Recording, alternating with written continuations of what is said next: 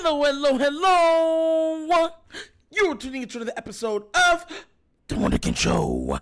Today's second topic, boy. Shannon Sharpe contradicts himself again. And he does it with a smile on his face. So, you know that Shannon Sharpe has a show that's not First Take called Nightcap, and he does it with Chad Ochocinco. Now, I want to remind everybody, if you remembered about 3 weeks ago, he was doing an episode with his brother, I guess at his alma mater, and they were talking about Lamar, and they were making excuses that, you know, Lamar needs to just deal with the weapons of what he got. That's what I'm paraphrasing some of it. That's what they were saying. They even went so far as to say during that episode or segment that Lamar has to make the players around him better. So it was said that the players around him are good enough, and there's no reason why he can't get it done. Whoever he goes there with, that's your dance partner. You got to get it done with them. So it was said. I'll play you a little clip of what he said last night, because you know Patrick Mahomes has been struggling without Tyreek, or at least, you know, with the decline of Kelsey now showing or becoming more evident.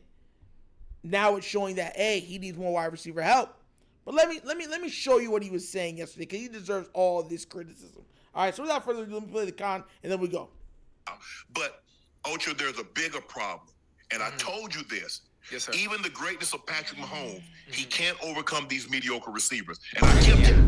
I told you this. I said at some point in time, Ocho, you can't keep scheming. You got to say, look here, guys, I need you to go beat man coverage. Right. How many smoke screens? How many you try to change the DB's eye level before you just have a guy to go beat me on a comeback, or beat me on a speed out, or beat me on an end cut? They can't do that consistently, Ocho. Right. I mean, listen, and even the greatness of Patrick Mahomes can't overcome it.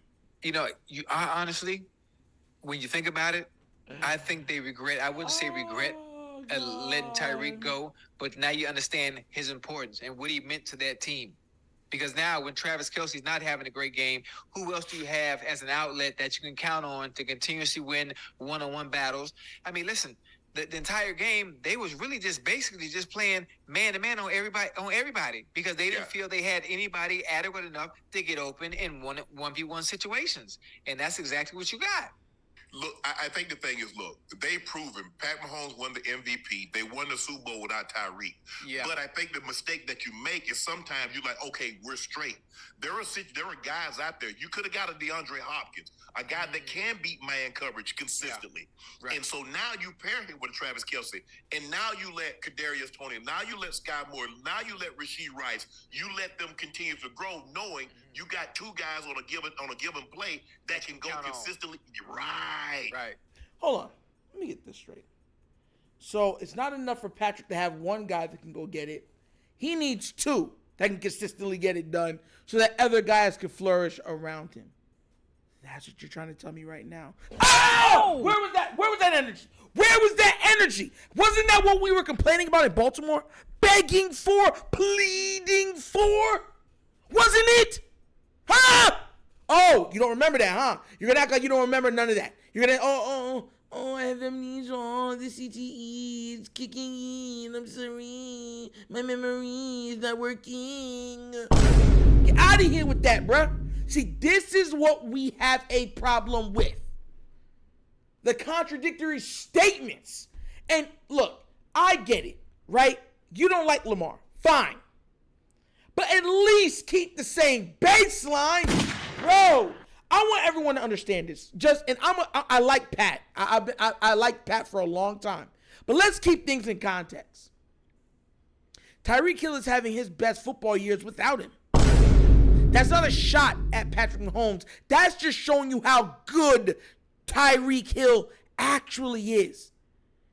And he was the number 2 option on the Kansas City Chiefs. That's what... Patrick, think about this real quick. Patrick Mahomes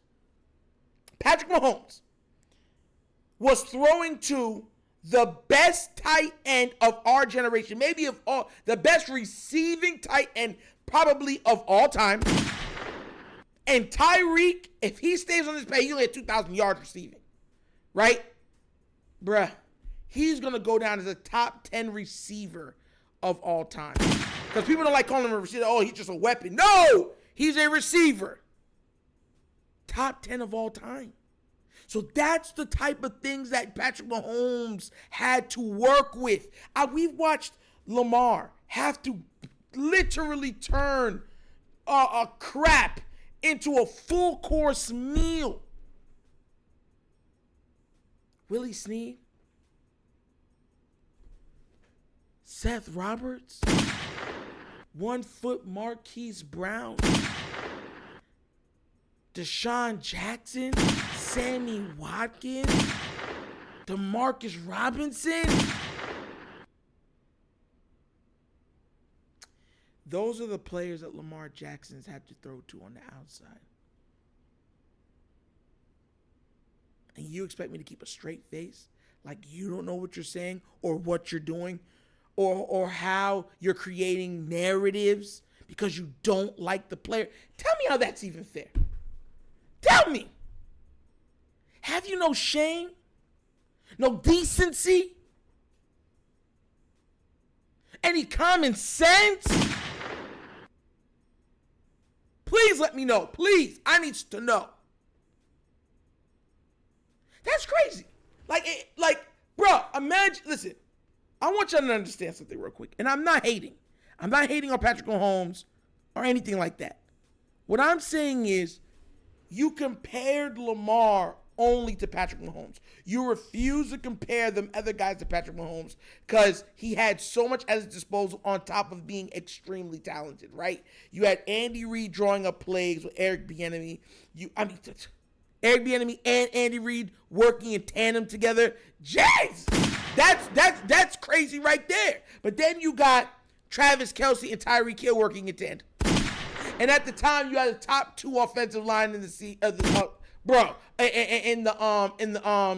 league. Bro, it doesn't make sense, bro. That's what I'm saying. And you're sitting there still saying, well, he can't overcome it. He needs more. Then what has Lamar been working with? No. Anybody watching right now, I need you to name me right now a wide receiving core worse than what Lamar Jackson's had to work with all these past years. Let me see it. You're not going to be able to find it. You're going to say, oh. The difference is that Lamar is so dynamic with his legs also that he can still squeak out a win because he's a weapon himself. And I laugh at this because y'all tried to do this to Cam Newton. I watched y'all do this to Cam Newton. Cam Newton was a freak.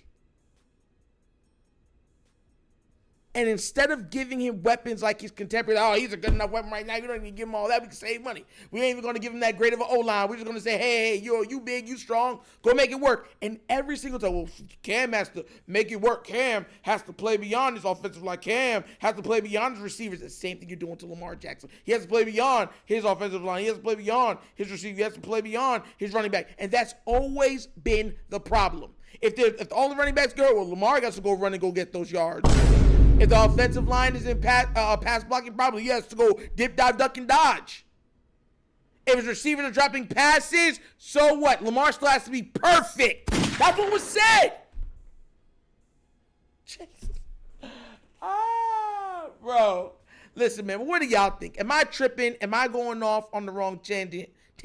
Let me know, please, down in the comment section. Because, boy, Shannon Sharpe, bro, and look, if y'all want to know why he does not like Lamar, go back to Undisputed. There's an episode where he was berating Lamar about playing with the kids on the blacktop. Lamar responds. He gets really pissed on live television and says, okay, Lamar, I ain't gonna tell you nothing no more. That's how he gets on talking to Lamar. And ever since then, it's been a nonstop shop of him trying to degrade everything that he does, off the field and on the field. But like I said, what do you guys think? Am I tripping? Am I wrong? Let me know down in the comment section, please. But as always, y'all know how it goes. That's an episode of The Wonder Kind Show. Thank you for watching. watching. You know how we get down. We have fun and we laugh. Everything we talk about rooted in what? Facts and truth.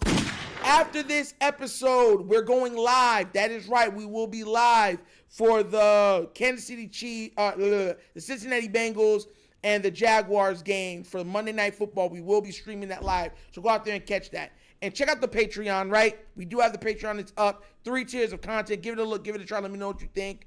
Okay? And also, if you want to donate to the channel, bottom of the screen right there's a QR code. QR code's to a Cash App. Cash App located in the description of every video that we do. And the name of it is money sign The Wunderkind Show. Super easy. But once again, this is The Wunderkind Show. This host Nitro signing off. And as always, you know my slogan. Peace. And I am out of here. Yerp.